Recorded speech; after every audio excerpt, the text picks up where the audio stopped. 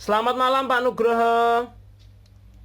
Selamat malam, Pak Dimas. Mohon maaf ya Pak, ini mengganggu malam santainya ini Pak. Kenapa? Begini Pak, Kenapa, ada beberapa hal yang ingin saya diskusikan Pak. Namun sebelumnya saya ingin memperkenalkan ini Pak Nugroho kepada teman-teman saya. Ini Pak Nugroho adalah sarjana psikologi ya Pak ya, SPSI, MSI dari Universitas Unika ya Pak ya.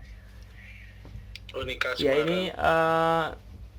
di bidang pendidikan, psikologi anak ya Pak ya. Baik Pak, kita langsung saja Pak terkait masalah literasi ini yang saya hadapi di sekolah saya Pak. Jadi topik yang akan saya bawa ini Pak terkait dengan literasi anak Pak. Jadi di sekolah saya ketika saya mengajar itu Pak, itu saya mendapati beberapa siswa itu yang kurang bersemangat dalam kegiatan literasi. Jadi saya melihat ada beberapa anak itu yang menggunakan gadgetnya atau gawainya itu yang harusnya untuk melihat demonstrasi, malah kadang itu mereka membuka aplikasi yang lain Pak, seperti media sosial maupun game seperti itu. Itu yang pertama Pak. Yang kedua, semangat literasinya itu kurang Pak. Jadi mereka itu dalam menyimak, kemudian dalam melihat video demonstrasi yang saya lakukan itu sepertinya kurang bersemangat Pak. Kayak apa ya, tangannya itu seperti ini, kemudian wajahnya itu terlihat kurang bersemangat untuk belajar seperti itu Pak. Untuk melihat demonstrasi, menyimak video yang saya berikan. Kemudian juga itu Pak, apa namanya, dari kegiatan literasi itu saya pun juga merasa ini Pak, untuk kegiatan literasinya itu yang saya sampaikan ke anak itu juga kurang urut ya Pak. Jadi kurang kurang runtut sesuai apa yang saya inginkan. Jadi apakah hal tersebut yang membuat anak itu menjadi kurang bersemangat dalam kegiatan literasi, ataukah ada faktor intern dari anak sendiri Pak yang membuat anak kurang bersemangat dalam literasi? Nah, ini mohon bantuan Pak. Ini saya mau eksplorasi penyebab masalahnya. Menurut pendapat Bapak sendiri terkait dengan kasus saya itu, penyebab masalahnya apa sih Pak? Oke, terima kasih untuk kesempatannya Pak Dimas. Dari penjelasan dan penjabaran dari Pak Dimas barusan, mungkin saya bisa memberikan garis bawah atau hal-hal yang mungkin perlu ditindaklanjuti ya, khususnya dalam kegiatan di kelas, dari sisi murid dan maupun dari sisi pengajar atau gurunya itu sendiri, dari metode dan cara pengajarannya yang dipakai dalam pengajaran di kelas. Untuk murid, kita sebaiknya memahami atau mengenal bagaimana murid itu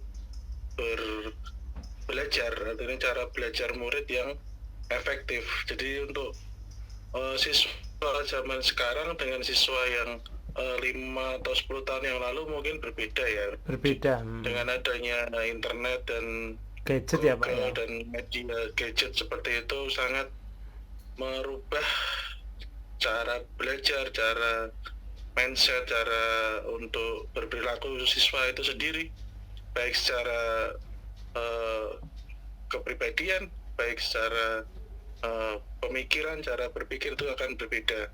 Jadi sebaiknya juga kita memberikan semacam panduan tapi yang dapat diterima dan diminati untuk siswa itu sendiri. Yang dari yang sebelumnya kita pernah melakukan hal tersebut, di mana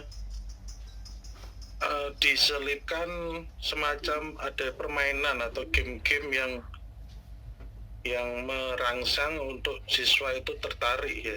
Bisa jadi dari awal kelas itu dimulai, dari guru atau mentor bisa memberikan ice breaking misalnya, bisa memberikan yel-yel atau semacam buat penyegar. Jadi murid itu merasa tertarik dulu lah. Kita minimal ambil minatnya dulu, baru kemudian kita masukkan materi yang akan diberikan atau literasi yang akan kita jadikan materi di kelas. Hal tersebut juga bisa dikombinasikan dengan penyampaian atau media yang dipakai dengan game-game yang saat ini mungkin di internet sudah banyak, ada kuis-kuis, ada tes-tes kayak tes psikotes atau semacam itu yang membuat siswa itu penasaran atau tertarik. Baik, berarti kalau boleh saya simpulkan terkait dengan kalau itu faktor dari gurunya ya Pak ya, berarti kita harus memberikan pertama itu pengarahan dulu ya Pak ya, pengarahan yang jelas. Yang kedua kita harus menggunakan metode yang interaktif untuk menarik siswa itu agar siswa tertarik ya Pak ya. Jadi tidak hanya metode konvensional, tapi metode yang membuat mereka menjadi tertarik ya Pak ya. Oh seperti itu. Kalau yang banyak Pak, contohnya di Google seperti YouTube banyak itu tutorial semacam itu, kuis-kuis atau ice breaking yang bisa dipakai. Kalau untuk kalau untuk masalah yang tadi kan Bapak menyampaikan bahwa itu masalahnya dari guru, salah satunya dari guru. Kalau penyebab masalahnya itu apakah bisa dari murid dan apa ya Pak yang menjadi penyebab masalah? Kalau itu dari faktor intern itu penyebab masalahnya apa Pak? Kalau kita bicara soal penyebab latar belakang itu sepertinya kan banyak ya. Dari murid, mungkin dia berangkat dari rumah sudah punya masalahnya sendiri, dari keluarga, mungkin dari pola asuh, dari dia teman bermain, punya banyak masalah. Tapi untuk di kelas sebaiknya kita sebagai seorang guru sudah mempunyai standar atau panduan yang bisa membreakdown. Tujuan dari ice breaking itu sendiri sebenarnya untuk bisa menyamakan frekuensi ya, sebenarnya itu sih. Menyamakan frekuensi ya Pak ya. Game di awal itu tujuannya seperti itu. Jadi untuk menghancurkan kemalasan, menghancurkan malu-malu, mungkin hal-hal semacam itu dari siswa dicoba. Kalau misalkan yang disampaikan tadi penyebab masalahnya itu dari siswa itu kan mungkin banyak, salah satunya dari rumah itu mereka sudah ada masalah kemudian dibawa ke sekolah dipakai untuk belajar, mereka jadinya nggak fokus gitu ya Pak ya? Ya nanti bicara seperti itu akan panjang ya, artinya kita akan satu persatu, tiap siswa punya dinamika latar belakangnya sendiri-sendiri dan itu sangat pribadi ya. Berarti kalau boleh saya simpulkan nih Pak, saya analisis dulu Pak terkait penyebab masalahnya. Penyebab masalah yang pertama, siswa mungkin sudah ada masalah di rumah, mungkin dengan masalah keluarganya atau masalah lingkungan sekitarnya, kemudian dibawa sekolah, akhirnya di sekolah tersebut siswa akhirnya juga belum memaksimalkan potensi untuk pembelajaran. Kemudian di samping itu penyebab masalah yang kedua mungkin dari gurunya yang kurang interaktif, sehingga mungkin kita ambil untuk alternatif solusinya itu yang pertama tadi ya Pak ya, untuk guru agar lebih kreatif dalam pembelajaran. Kemudian yang kedua solusinya yang bisa saya tangkap tadi menggunakan ice breaking untuk pemecah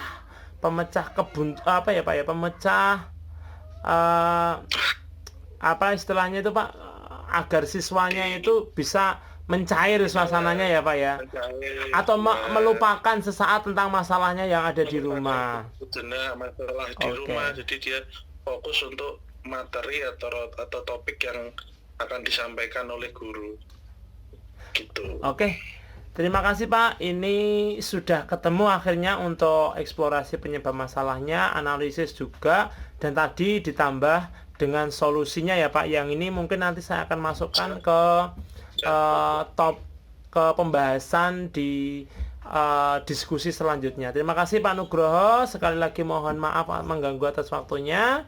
Selamat malam dan selamat beraktivitas kembali. Terima kasih Pak.